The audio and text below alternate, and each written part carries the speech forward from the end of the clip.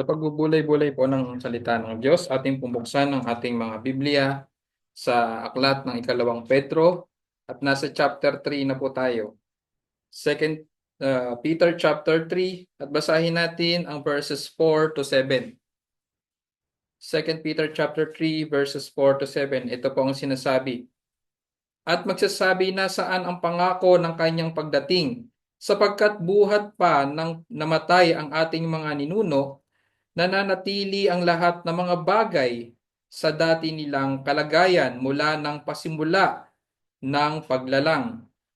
Sinasadya nilang hindi pansinin ang katotohanan ito na sa pamamagitan ng salita ng Diyos ay nagkaroon ng langit ng unang panahon at inanyuan ang lupa mula sa tubig at sa pamamagitan ng tubig na sa pamamagitan din nito ang daigdig noon ay inapawan ng tubig at nagunaw.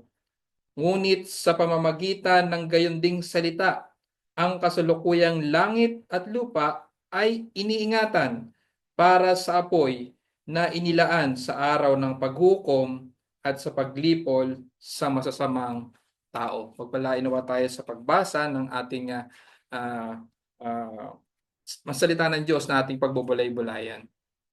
Kung napansin natin no, sa mga nakaraang buwan, maraming mga balita kung tayo ay nakikinig ng balita international news or maging sa ating sa YouTube lalo kung tayo ay nakapanood, there were news na regarding dun sa aircraft malfunctions, no? Kung mapapansin natin, napakadaming balita ngayon na nangyayari.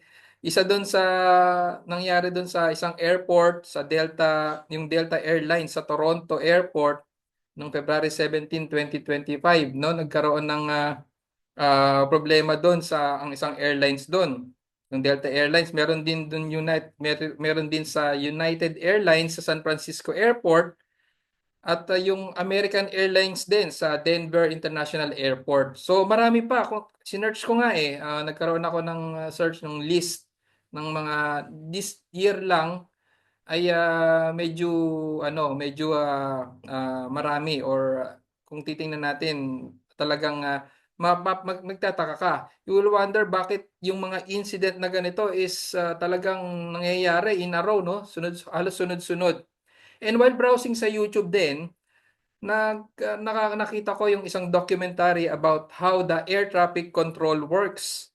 And nagkaroon ako ng understanding kahit papaano kung papaano kung gaano ka-demanding yung trabaho ng isang air traffic controller.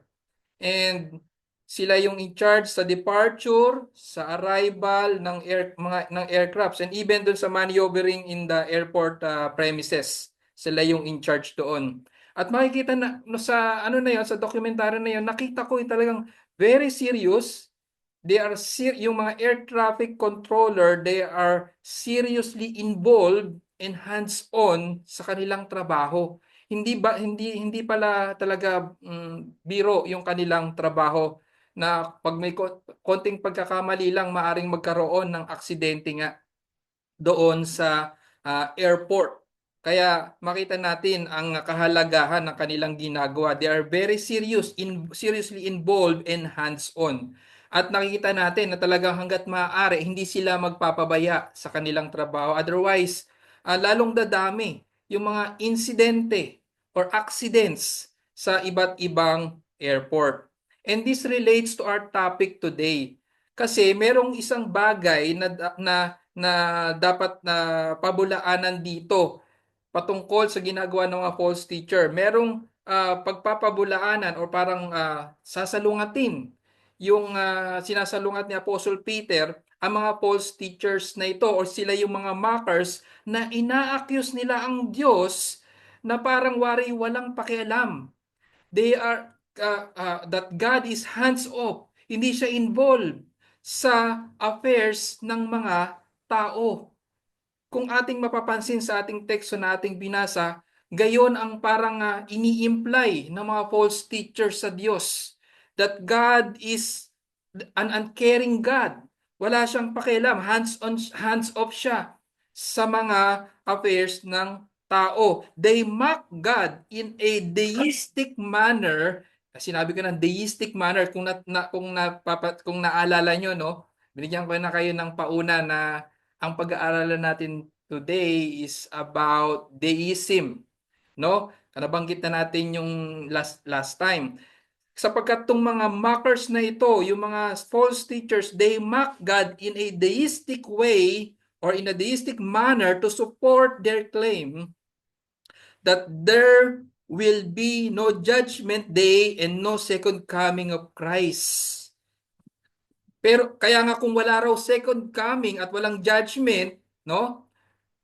Napaka-active nito mga false teachers na to na kumbinsihin yung mga believers ay wala naman palang judgment, wala naman palang second coming of Christ. O bakit pa natin kailangang mamuhay ng may kabanalan, no? Ganun sila umatake, no? Ganun nila ini-infiltrate ang church. Pero nakikita natin dito kung paano nila minak ang Diyos in a deistic way. Na pinaparatangan nila ang Diyos na walang pakialam. Sabi nga sa ating teksto, malinaw sa verse 4 ng ating teksto, ang ating muling babasahin sa part 2. Actually, ang simula talaga ng ating teksto na pag-aaral ngayon is yung part 2 na ng verse 4. Sabi dito, sapagkat buhat pa ng mamatay ang ating mga ninuno, nananatili ang lahat ng mga bagay sa dati nilang kalagayan mula ng pasimula ng pagdalang. No, paano natin ngayon ma-relate sa deism ito? Basically, ang ating layunin sa umagang ito is to debunk deism, no? Na sila yung mga naniniwala na ang Diyos after niya likhain after niya gawin ang creation, after niya likhain tayo, ay pinabayaan niya na ang kanyang creation on its own. At wala siyang pakialam. He's uncaring, he's not involved, no, sa affair, sa mga nangyayari. Kaya naririto ang elemento. They mock God in a deistic way. Sinasabi na wala namang nangyayaring pagbabago. Pare-pareho lang ang nangyayari sa araw-araw. Nangamatay na ang mga fathers, ang mga nauna sa atin. Pero ang lahat ng bagay ay nanatiling pareho. So, doon tayo magpo-focus sa konseptong yon sapagkat yun ang gusto nating bigyang linaw dito. They mock God as parang walang pakialam. Therefore, ang kanilang paniniwala sa Diyos ay deistic. They believe in religion of deism. Kaya sa ating pag-aaral sa umagang ito, we will focus on 2 points only. What is deism? Bibigyan natin ng medyo mas malinaw-linaw na definition. What is deism? Pangalawa, is God really distant, no, to His creation, or ibig sabihin uninvolved or uncaring to His creation?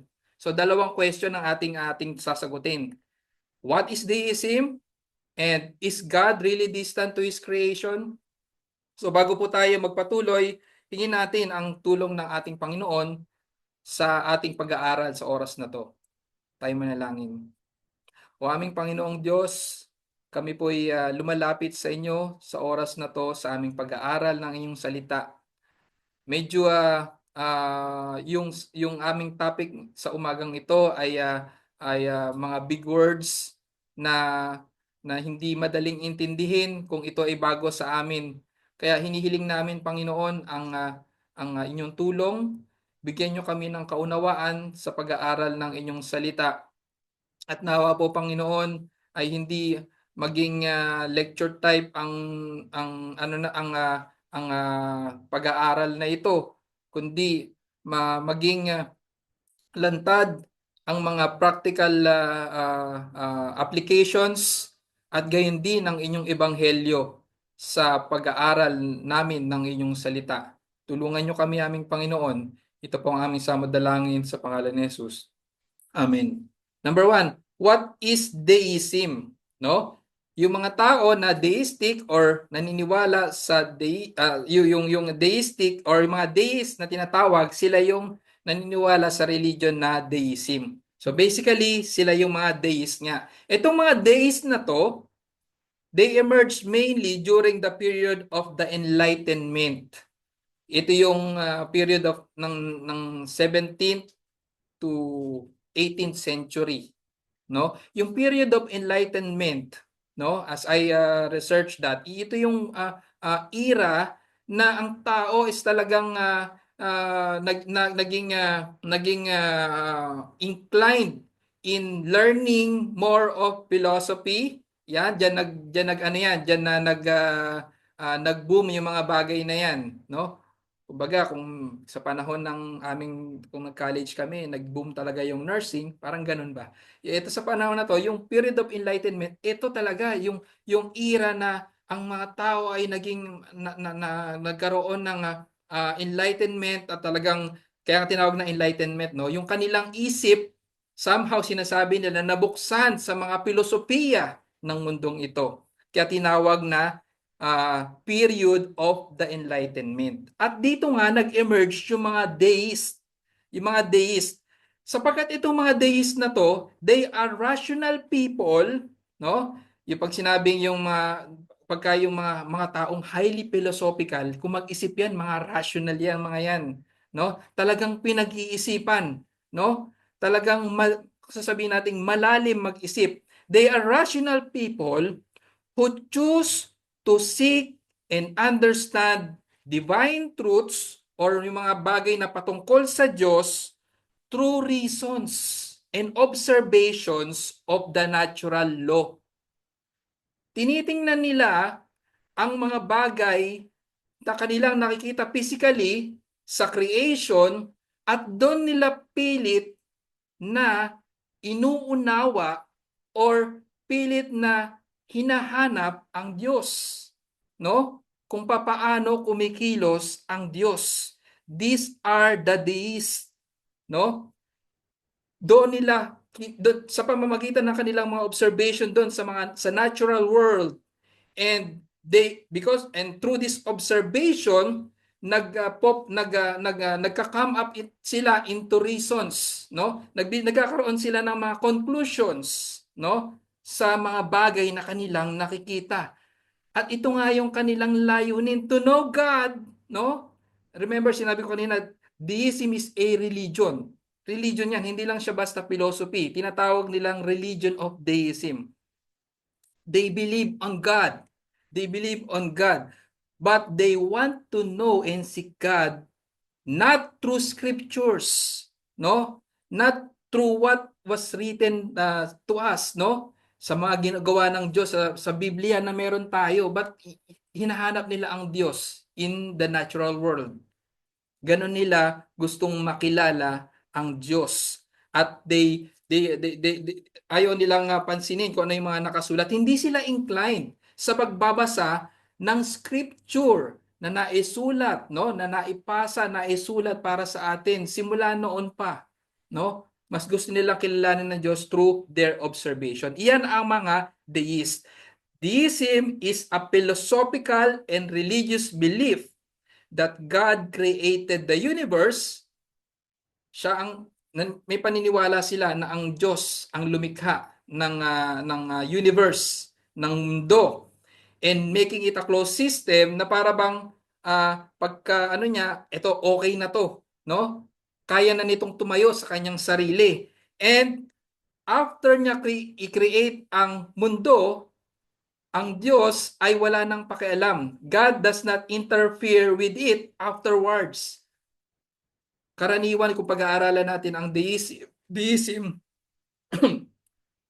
lagi nyo maririnig ito na para bang ang Diyos ay clockmaker or clockmaker building a clock or making a clock and letting it run on its own according to natural law. Para bang yung automatic, alam niyo yung automatic na clock, no?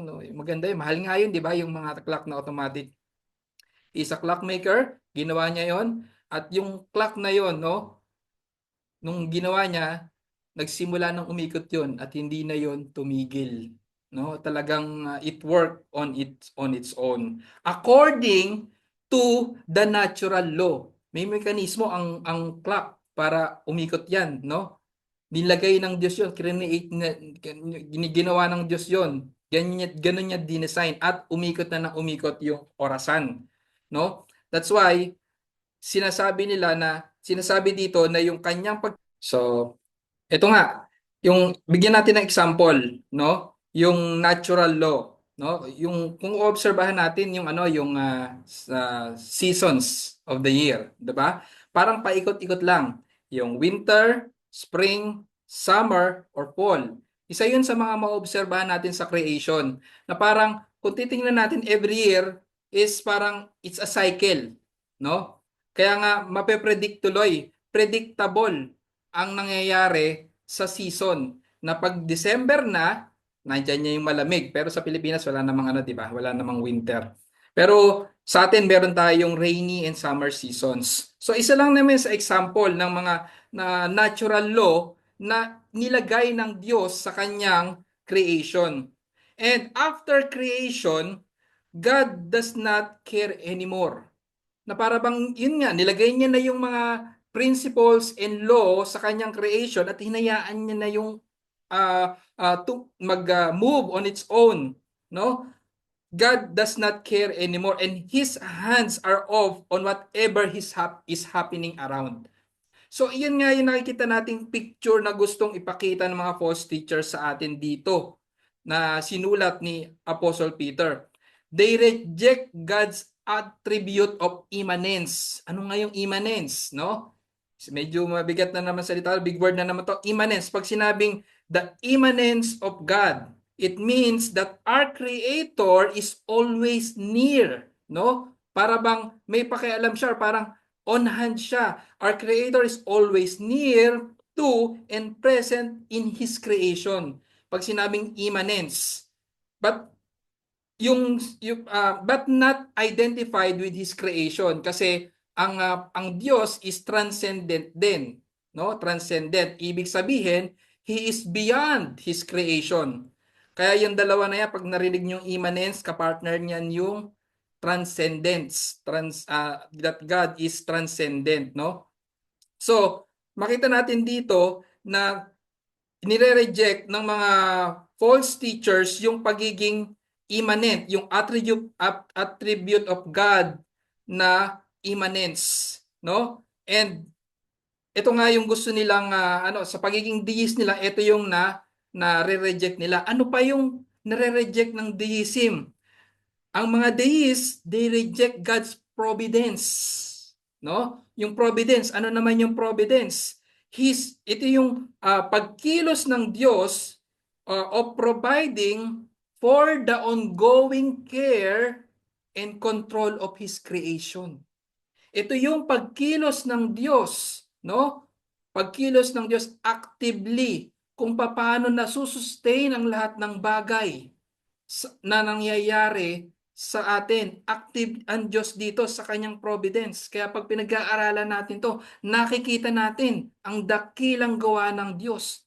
Pero ito, ang mga dakilang gawa ng Diyos, pero ito ang gustong pabulaanan ng mga false teachers. Example, no? Example, bigyan natin yung providence, no? Say for example, tayo magbabiyahe, no? And you miss your flight, no? Dahil, bakit mo na-miss yung flight mo? Traffic no? Sa Pilipinas, pabalik ka dito sana sa Kuwait. Na-miss mo yung flight mo. Na-traffic ka, kaya na-miss mo yung flight mo. And later, you came to know na nagkaroon ng plane crash. And that plane crash is yung mismong eroplano na dapat na nasakyan mo kung hindi ka lang na late. So makita natin yung kung paano nagkatagni-tagni o paano tagni-tagni, ibig sabihin yung parang naging nagkadugtong-dugtong yung mga bagay para lang ikaw ay ma-preserve ng Panginoon. Or syempre, ikaw na-preserve. Pero yung mga na plane crash na nasama dun sa plane is syempre sila yung namatay. Pero titingnan natin na ito ay hindi kumbaga hindi ito for them it is accident, no? But for you it is a life-saving situation na hindi ka na dapat napunta ka doon na nandoon ka na sa flight pero naligtas ka. So doon natin makikita yung picture ng providence na kung papaano kumikilos ang Panginoon sa buhay ng kanyang mga nilikha. And back to our text again, ito nga yung false teacher. Yung mga false teacher, ina-accuse niya ang Diyos bilang unang-una last time, kung babalikan natin, no? Parang inaakusahan nila ang Diyos na false promise keeper. Kasi sinabi nila dun sa verse 4, no? Ano yung mga litanya ng mga false teachers dito? Ang sabi ng mga false teachers, yung mga mockers, nasaan ang pangako ng kanyang pagdating? No? Nasaan ang pangako? Para bang sinasabi nila, nangako ang Diyos na darating ang Panginoong Jesucristo, pero nasaan? No? Nababalik siya, pero nasaan? Hindi naman pala totoong, hindi pala, kumbaga, para bang hindi naman pala tumutupad sa pangako ang Diyos, no? Yun yung unang pinag-aralan natin last time. They mock God or ina-accuse nila ang Diyos as false promise keeper. Kaya doon sa pangalawang part ng verse 4, inaakusahan din nila ang Diyos bilang uncaring God, no? Uncaring God. They say nothing has changed and all continues just as it was from the creation, no? Wala namang nagbago no? Inakusahan na nila ang Diyos na false promise keeper. Inakusahan pa nila ang Diyos na parang uncaring, no? Sa kanyang mga nilikha na namamatay na yung mga unang mga nauna sa atin, pero wala pa ring nangyayari, no? Sana makita natin yung pinopoint natin dito. And these scoffers, ini-emphasize nila yung immutability, another word, no? Immutability ng sangnilikha. Pag sinabing immutability, kasi nagmula yan sa word na mutate, no? Pag sinabing mutate, nagbago, no? Nagmutate, nagbago. Pero pagka sinabi bang immutable, hindi nagbabago. So, makita natin dito, parang ini-emphasize ng mga scoffers na wala namang nagbago sa sangnilikha, no? In-emphasize nila yung immutability immutability ng nilikha ng Diyos. Instead, no, by saying, no, ever since, sinabi nila, no, ever since the fathers, yung fathers dito, ilang beses ka nang inulit, yung fathers dito, this means yung mga nauna, Old Testament fathers, no? Hindi sila yung first Christians, first century Christians, hindi sila yon. Pag sinabi dito, kapag nabanggit palagi, lalo na sa New Testament, pag sinabing our fathers, is sila yung mga Old Testament fathers. Sila yung mga mananampalataya sa Old Testament. Ever since the fathers fell asleep, pag sinabing fell asleep dito, ito rin sinabing namatay, no? Hindi sila natulog, no? Kasi maaaring gagamitin to ng mga naniniwala doon sa soul sleep. Pero hindi po tayo naniniwala doon. Pag sinabi yung salitang fell asleep, ibig sabihin yung namatay. Ever since the fathers fell asleep, nothing has changed. And everything is just a cycle. Walang pagbabago. Ito ang pinupunto ng mga false teachers. People live and die. If judgment and second coming is true, where is He? Nasaan ang Panginoong Jesucristo? Nasaan ang magiging hukom para sa atin? And why He hasn't come? Bakit hindi pa siya dumating? Maybe God doesn't care. Maybe He doesn't care. Ayaw niya nang pumunta, no? Hindi na siya magi-intervene, no? Sa kasalukuyang kalagayan ng sanlilikha.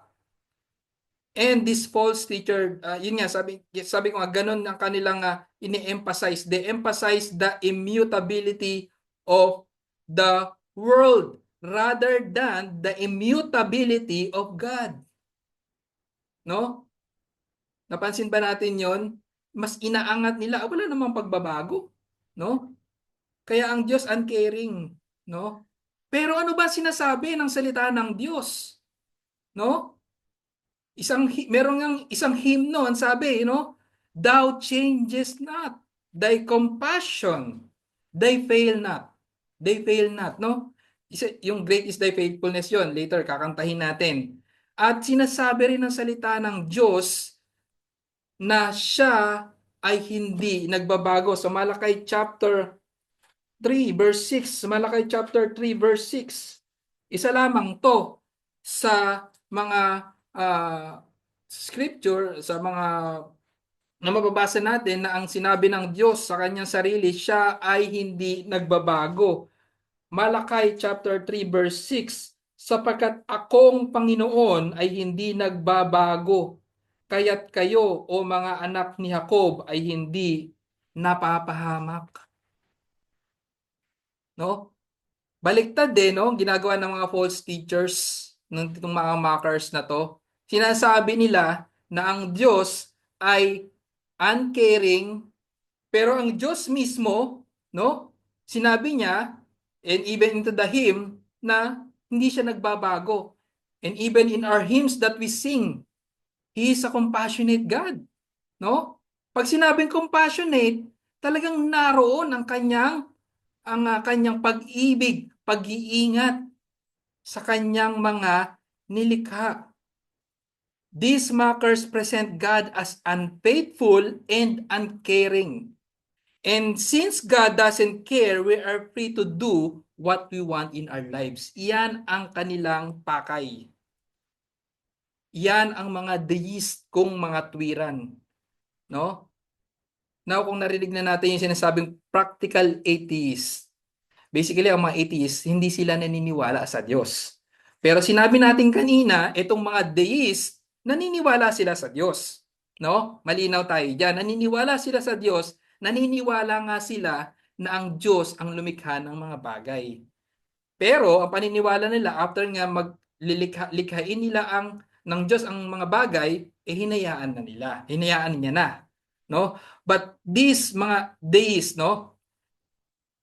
Ganon ang kanilang paniniwala. Now, ano yung para sa atin? Kasi, bakit natin binibigyan ng ano yung pamumuhay ng mga deist na to? Kasi, maaring tayo ay mahulog. Although this deism, no, nagsimula noong 17th century hanggang 18th century, may mga nagsasabi na wala na tong deism ngayon, no? Wala na tong deism ngayon at hindi na tayo, wala nang nagpa-practice niyan, ng religion na yan. Pero makikita pa rin natin yung implikasyon, yung naging epekto ng pagkakaroon ng ganitong belief hanggang sa ngayon. Kasi may tinatawag tayong mga practical deist, no? Mga practical deist. Naniniwala naman sila sa Diyos. They acknowledge that God exists, pero namumuhay sila as if He doesn't exist. No? Nakita natin yung pinagkaiba ng practical atheist at practical deist, no? Yung mga practical atheist kasi para bang sila kung sa bagay ang konsepto natin ng practical atheist ay yung para bang naniniwala sila din na baga kasi ang mga atheist naniniwala na walang Diyos. Hindi sila naniniwala na may Diyos, di ba? Pero ito, kakaiba, practical deist. Naniniwala sila sa Diyos, pero namumuhay pa rin sila na parang He doesn't exist. Kasi He doesn't exist, that doesn't mean na parang wala, pero He doesn't exist kasi He doesn't care. Di ba meron ganon? Meron ganong parang, parang, ay nariyan siya, pero okay lang, gagawin ko lang yung ano kasi wala naman siyang pakialam. Di ba? Gagawin ko yung mga things ko kasi wala naman siyang pakialam. Iba dun sa practical atheist, no? Practical atheist kasi yung isa namumuhay na parang walang Diyos. Pero yung isa namumuhay na parang may Diyos pero wala namang pakialam. He doesn't exist. Parang ganun kasi yung ano yun, parang almost pareho sila. Pero yung isa nariyan ng Diyos pero hindi wala siyang pakialam. They live as if God's existence has no significant bearing in life and in day-to-day living. No? Sana po hindi tayo mahulog sa mga ganun, no? Sa mga ganong, sa ganitong klaseng practice na iisipin natin na kung ano yung ginagawa natin sa araw-araw, no? Ay, okay lang to, no? Kumbaga, sarili ko naman tong ano sa sarili ko tong paniniwala. This is my stand on this, no? Ganito ang dapat kong gawin. Pero hindi mo inalam kung ano ang sinasabi ng Diyos patungkol sa gagawin mo. 'Di ba? Na para bang hindi mahalaga sa iyo kung ano yung opinion ng Diyos sa gagawin mo lang yung nais mong gawin. As if walang bearing ang salita ng Diyos sa mga ginagawa mo in your day-to-day life, day-to-day living. Sana po hindi tayo mahulog sa ganun pagiging practical deist. And how did Peter argue with these scoffers who present God as uncaring? Hindi siya involved. Wala siyang pakialam na walang bearing ang Diyos sa pang-araw-araw nating pamumuhay. No? Paano inargue ni Peter ito? At dito nga tayo papasok sa pangalawang punto. Is God really distant in His creation? No? Totoo ba ang deism? Is God really distant to His creation? Basahin natin ang verse 5 to 7, no? Verse 5 to 7 para makuha natin yung pinupunto ni Apostle Peter dito. Sabi niya, sinasadya nilang itong mga mockers, mga false teachers, hindi pansinin ang katotohanan ito na sa pamamagitan ng salita ng Diyos ay nagkaroon ng lahat ng unang panahon at inanyuan ng ang lupa mula sa tubig at sa pamamagitan ng tubig. Nasa pamamagitan din ito, ang daigdig noon ay iinapawan ng tubig at nagunaw. Ngunit sa pamamagitan ng gayunding salita, ang kasalukuyang langit at lupa ay iniingatan para sa apoy na inilaan sa araw ng paghukom at sa paglipol sa masasamang tao. Now, I said a while ago, no, that these seek to know and understand God and divine truths through reasons and observations of the natural world. At ayaw nila yung mga scripture na yan. At ano pang mga nakasulat na ginawa ng Diyos na miracles dyan sa scriptures na yan. No? Ang magbabase sila kung ano yung kanilang rational thinking sa pagkaunawa sa kanilang mga nakikita. And they deliberately overlook, no? Sabi nga sa ating teksto, they deliberately overlook. Sabi sa verse 4, sa verse 5, sinasadya nilang hindi pansinin. They deliberately overlook miracles and scriptures. No? Ayaw nila yan. No? Gusto nila kung ano lang yung na-analyze nila, kung ano yung bunga ng kanilang rational thinking. They do not have problem of knowing God through His creation, no? And we call that the natural, general creation revelation of God. Kasi may tatlong term. Pag sinabing natural revelation, iyan din yung tinatawag na general revelation. At iyan din yung tinatawag na creation revelation. No, saan natin makikita yan? Sa Psalms 19 verse 1. Psalms 19 verse 1. Kung papaano nagpakilala ang Diyos sa kanyang sarili sa pamamagitan ng creation. Psalms chapter 19 verse 1. Ang sabi dito, the heavens are telling of the glory of God, and their expanse is declaring the work of His hands. So walang problema, no? Walang problema itong mga days of knowing God through His creation. In fact, ito nga yung kanilang mas forte nila to, no?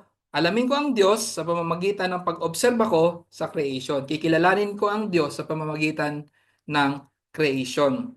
But, according to R.C. Sproul, ang sabi dito, but God did not simply give us planet Earth and then expect us to use the naked power of our reason to figure out who He is, who God is, on the basis of what He has placed here, what He has placed in us, itong creation.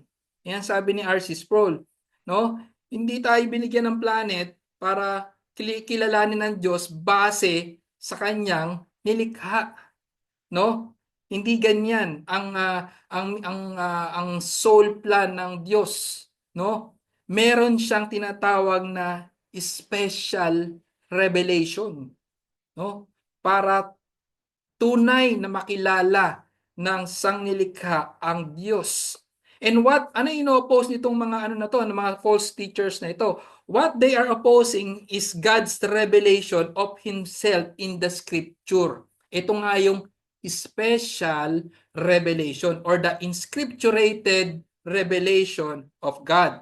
And because they are rational people, itong mga deists, they reject God's special revelation through scriptures. Sa Hebrews chapter 1 verse 1 to 3, ito yon yung inire-reject nila kung paano inireveal ng Diyos, ipinahayag ng Diyos ang kanyang sarili sa pamamagitan ng kanyang mga salita na naisulat. Ang sabi sa verse 1 ng chapter 1 ng sulat sa mga Hebreo, sabi dito, noong unang panahon, ang Diyos ay nagsalita sa ating mga ninuno sa iba't ibang panahon at sa iba't ibang paraan sa pamamagitan ng mga propeta. Subalit sa mga huling araw na ito ay nagsalita siya sa atin sa pamamagitan ng anak na kanyang itinalagang tagapagmana ng lahat ng mga bagay sa pamamagitan din niya'y ginawa ang sanlibutan. Siya ang kaningningan ng kaluwalhatian ng Diyos at tunay na larawan ng kanyang likas at kanyang inaalalayan ang lahat ng bagay sa pamamagitan ng kapangyarihan ng kanyang salita nang magawa na niya ang paglilinis ng mga kasalanan. Siya ay umupo sa kanan ng kamahalan sa kaitaasan. Ito yung nire-reject ng mga false teachers. And because these are rational people, they do not believe on something unless you present them empirical evidence. No? Pag hindi nila nakikita, sila yung mga to see is to believe. No? Basically, sila yung mga to see is to believe people. They understand and accept natural things and reject supernatural things. No? Ayaw nila yung mga miracles, lalo na yung mga nakasulat sa scripture. And given their hostile approach with the scripture, no? And the miracles of God being part of its content, nandun yung scripture, sa binabasa nating Biblia ngayon, as theists, they deliberately overlook this fact.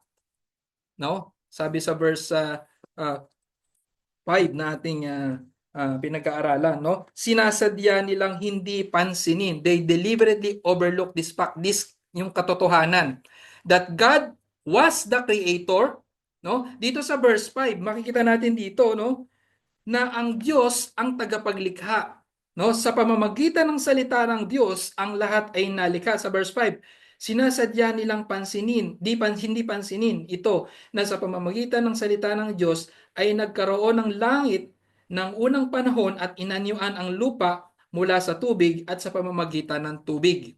No?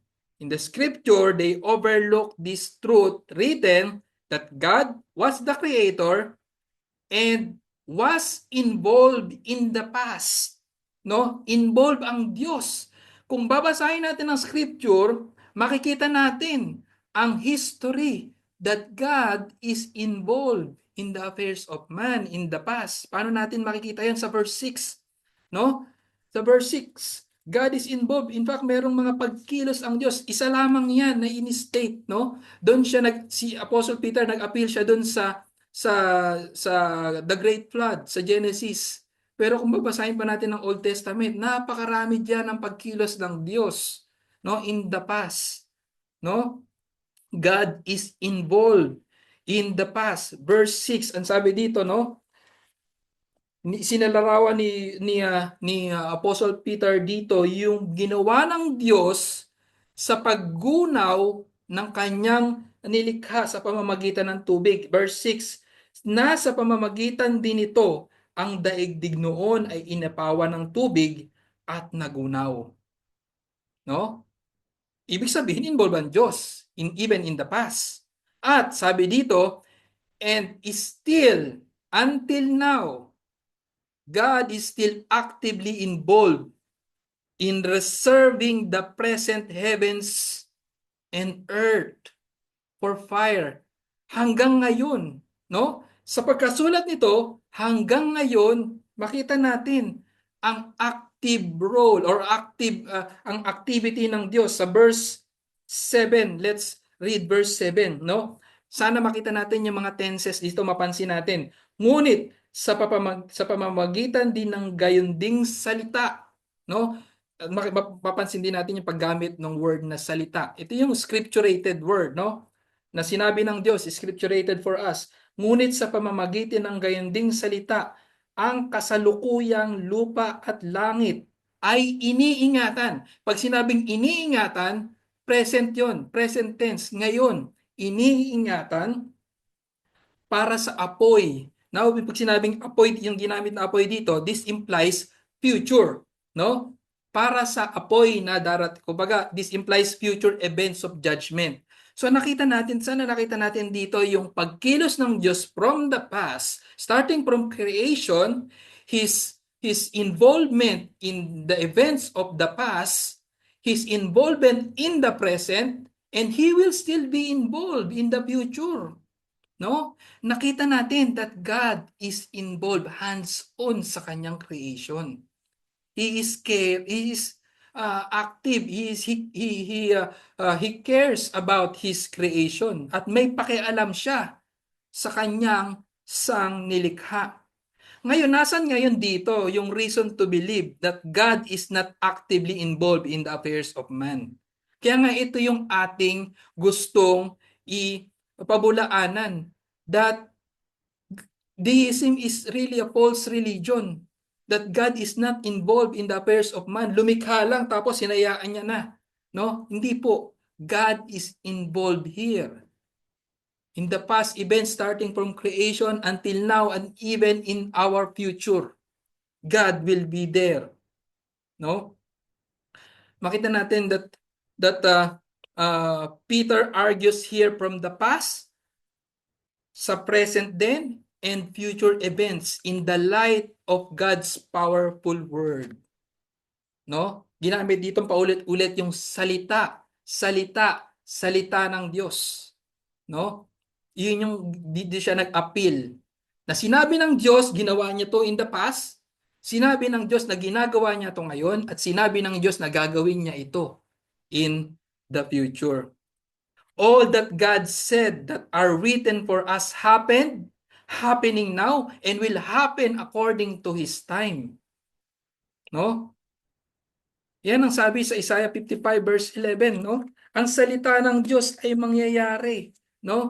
At hindi magiging void, no? At i-accomplish nito ang kanyang purpose sa Isaiah chapter 55 verse 11. Isaiah 55 verse 11, ang sabi dito, no? Magiging gayon ang aking salita na lumalabas sa bibig ko. Hindi ito babalik sa akin na walang bunga, kundi gaganapin ang ayon sa layunin ko at magtatagumpay sa bagay na kung saan ay sinugo ko ito. No? And sa mga susunod na ating pag-aaral, no, we will discuss about kasi meron dito na para bang sinasabi na ang Diyos ba ay para bang nalilate? Sa mga susunod na text na ating binabasa, yung patungkol sa timing ng Diyos sa verse 8 onwards, no? Subalit huwag ninyong kaligtaan ang katotohanan ito, mga minamahal. Ang isang araw sa Panginoon ay tulad ng 1,000 taon at ang 1,000 taon ay tulad ng isang araw. Hindi mabagal ang Panginoon tungkol sa kanyang pangako na gaya ng kabagalang itinuturing ng iba, kundi matiyaga sa inyo na hindi niya ibig na sinuman ay mapahamak, kundi ang lahat ay dumarating sa pagsisisi. Bago pa tayo dumako dun sa pinaka point na talagang nire-refute ng mga false teachers dito, yung day of the Lord. Yung second coming, no? The day of the Lord and the day of God. Ito yung pangako natin last time, no? Na darating tayo sa pagdi-discuss na yan. Pero dinaanan muna natin yung the last days, no? At ito nga dinadaanan natin yung debunking of deism, no? At darating din tayo doon, pero meron pa tayong isang puntong lilinawin, yung God's timing. Now, this only shows to us that God is faithful on His words, and the scripture tells us that God is actively in charge of His creation. No? Kaya nga, nadidebunk dito yung deistic way of mockery to God of false teachers. No? For they not only accuse God as unfaithful to His promise, they accuse Him as uncaring and distant God. Kaya sagot natin, no? Yung tanong is, does God really care to His creation, no? Is God is uncaring? Syempre, ang sagot doon, hindi, no? God cares. God is involved to His creation. And if God did not intervene in the affairs of man, na sinasabi sa Biblia na ang lahat ng tao ay nagkasala at patungo sa walang hanggang kaparusahan, no? If God did not intervene in the affairs of man, lahat tayo ay patungo sa impyerno, sa walang hanggang kaparusahan. Bakit? Ano ba sinasabi ng Bible? No? Lahat ng tao ay makasalanan. And for the wages of sin is death. Yung sinasabing death doon is yung eternal death. Walang hanggang kaparusahan.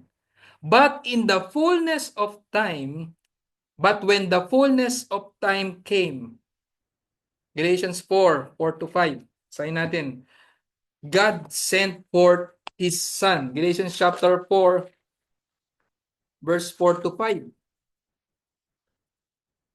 Sabi dito, but when the fullness of time came, God sent forth His Son, born of a woman, born under the law, so that He might redeem those who were under the law, that we might receive the adoption as sons. Kung hindi nag-intervene ang Diyos, no, sa kanyang itinakdang panahon, 2,000 years ago, tayong mga makasalanan at yung mga makasalanan na nauna sa ating namatay ay sigurado na natatagpuan ngayon sa walang hanggang pagdurusa, no? Sa impyerno. And if God is uncaring, we will all perish in sin, no? Kaya nga ang Panginoong Kristo, Jesus Christ first coming to seek and save the lost is the greatest of God's intervention for the favor of sinful men like us. No? Kung titingnan natin, yan talaga ang greatest of God's intervention. Kung hindi nangialam ang Diyos, no? Sa kanyang sangnilikha, lahat tayo papunta sa impyerno. Kaya nga ba natutugma lamang or nababagay lamang na ang pinangalan mismo sa ating Panginoong Jesucristo sa Matthew chapter 1 verse 23. Anong pinangalan sa ating Panginoong Jesucristo? No? Emmanuel. Emmanuel is the name given to him, meaning God with us. God with us, caring for us. He came, He sent forth His Son to save us. And therefore, He cares for His people. At sino yung mga tao ng Diyos dito? Yung mga nanampalataya sa Panginoong Kristo at nagsisi sa kanilang mga kasalanan. Tumalikod sa kanilang mga kasalanan at nanampalataya sa tanging tagapagligtas, walang iba kundi ang Emmanuel, Jesus Christ, the Savior of sinners. At anong mga applications natin dito, no? Nakikita nyo? Kung totoo or siyempre na-debunk na nga natin that God is not distant to us. He is near, no? God is with us. Now, ang tanong, how do we experience the nearness of God? Paano natin ngayon na-experience ang nearness of God? Ngayon, kung tatanungin natin yung mga iba, no, sa tanong na ito, kung bibigay natin yung tanong na to sa iba, ang maaaring mga sagot nila is something like parang mga iba-iba. Maaaring ang sagot nila is parang mga sentimental, no? Sentimental ay ang Diyos, alam kong kasama ko ang Diyos kasi nung panahon na talagang nagdanas ako ng mga pagsubok na ito, talagang umiiyak na ako sa pagsubok, is talagang dumating ang lunas sa aking pagsubok or dumating ang tulong. Kaya nga nalalaman ko na ang Diyos ay malapit sa akin. Sasabihin pa, malakas ako sa Diyos. No? Pero yung iba sasabihin naman, parang highly theological ang sagot. Kasi ganito napag-aralan ko sa Bible, yung about deism, no? Napag-aralan ko yung immanence of God, no? Parang mga highly theological naman ng ang sagot. But ilan sa atin ang magsasabi, no? Or magsasabi that they experience God because of His words, because of His inscripturated word na laging nababasa niya sa araw-araw. Because of His words preached to Him, no, every Sunday. At hindi lang Sunday, kasi sa panahon ngayon, pwede nang makinig ng mga preaching kahit hindi Sunday. Ilan sa atin, sana, no, ganito sa atin, na nai-experience natin ang Diyos na malapit sa atin dahil nariyan ang kanyang salita. Napansin natin, no, yung appeal ni Apostle Peter dito ay sa salita, no? Sa salita that God is caring. God said this in the past. God said this, that He is doing this in the present. And God said this, that He will do this for His people in the future. No? Sana ganun tayo. Nasasabihin natin that we experience God and we are experiencing God until now because of His words given to us. That His words are true. No? That God is faithful and caring to me. And how many of us would say that we sense that God is near when we are reading and meditating on Scripture? Although we do not always feel God as if God is near to us, no? We can be sure that He always draws close to us when we study His Word and hear its preaching to us. Malapit ang Diyos sa atin. Kung naririnig natin lagi, nababasa natin lagi ang salita ng Diyos. At ang Holy Spirit nandyan din, no? Ang Diyos Santong Espiritu, no? The Holy Spirit helps us in our reading and hearing of His Word. Instructing us, naungusap sa atin sa pamamagitan ng kanyang salita, convicting us and conforming us in the image of Jesus Christ. So nariyan ang Diyos, malapit siya sa atin. No? He is not indifferent. He cares for us.